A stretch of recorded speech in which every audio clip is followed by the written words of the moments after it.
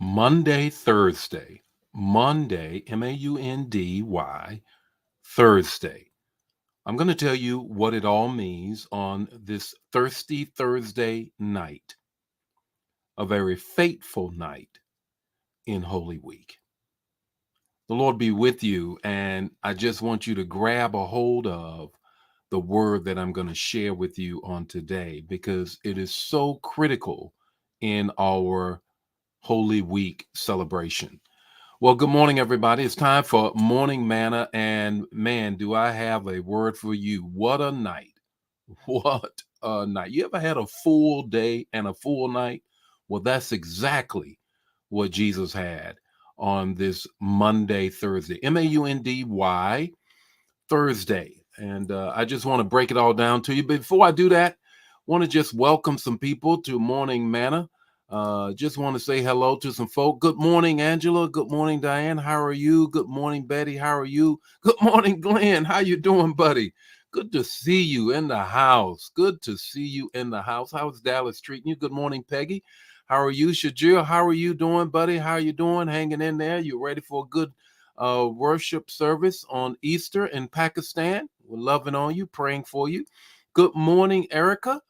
Spiritual daughter in the house. How are you? Versi, how are you on this morning? How's everything happening for you on this morning? Long time no see.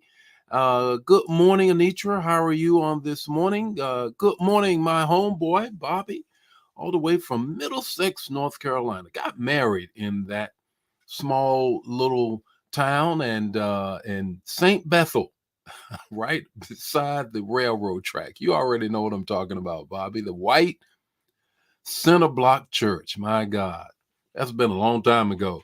Well, good morning. How are you on this morning? Good morning, Pastor Leo. How are you guys on this morning? I'm going to say good morning, couple of folk, and then we're going to get right into the word. Got a lot to tell you this morning. Good morning, Carolyn. How are you on this morning? Good morning, Francine. How are you?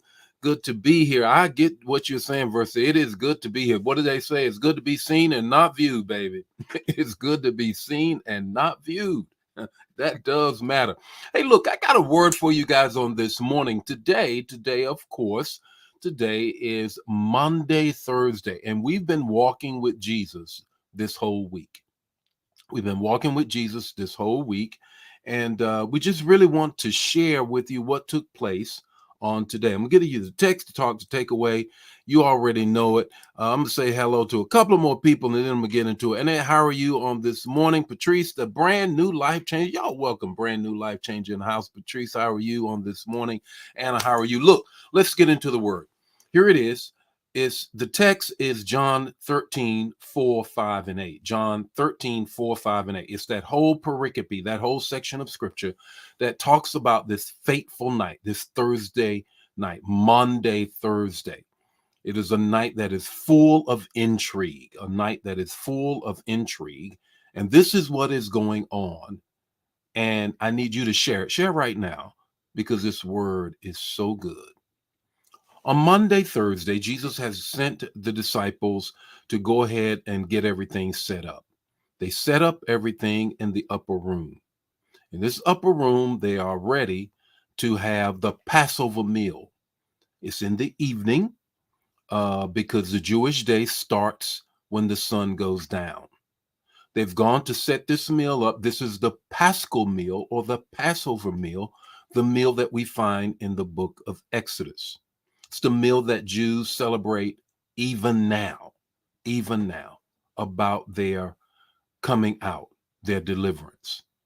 In this meal of herbs, bitter herbs, and unleavened bread, and a shank of the lamb, so on and so forth, Jesus now converts this to what we now know is and call the Lord's Supper or communion. This is the night that Judas betrays him. The scripture says that Satan entered him then. This is the night that they go into the Garden of Gethsemane and Jesus prays.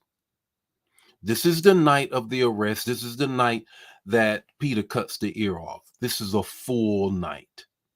There's three things I want you to get from this. John 13, 4, 5, and 8. So he got up from the meal that we just described. He began washing the disciples' feet. This is critical for you to get this. The 8th verse, Peter said, "No, you are never going to wash my feet." What's the big deal? Because this is what takes place. When they come in off the street, because we don't have no paved streets here, is stones and dirt roads. Their feet are filthy. The job of the lowest servant in the house is to wash the feet of the guests. They have now sat down because the servant has been, or slave has been dismissed.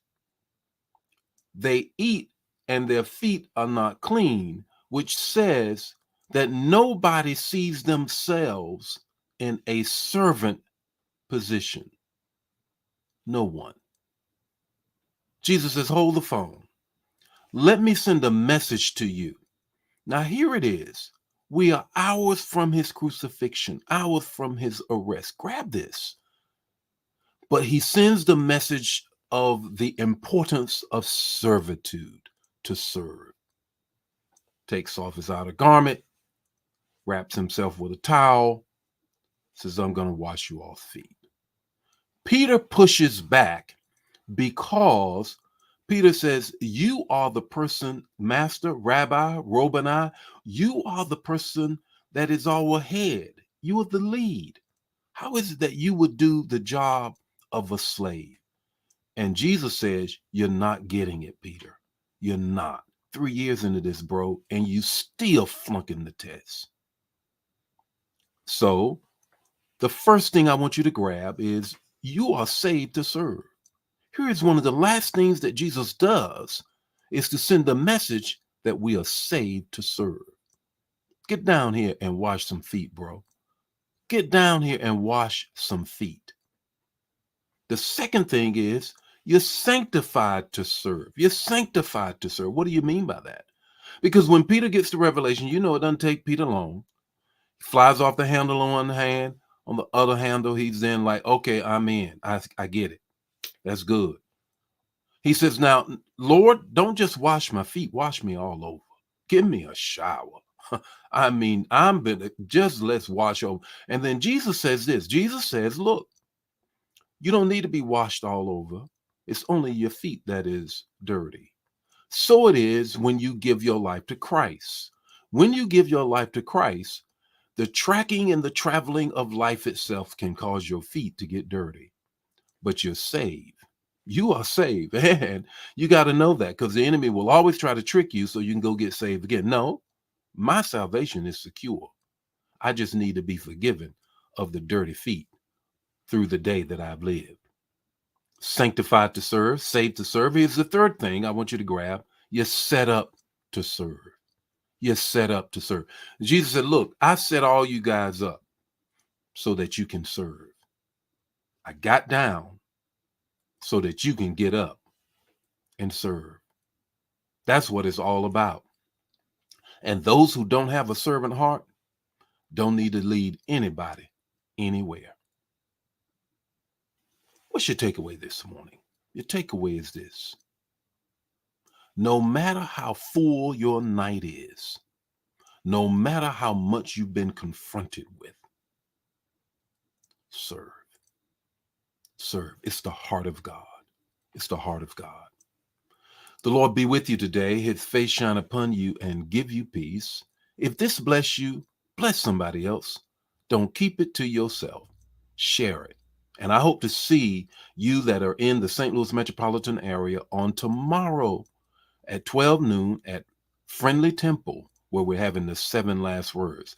I got the final word for us in the morning for our morning manna. God bless you. I'll see you then. Share the manna. Don't keep it to yourself. Bye now.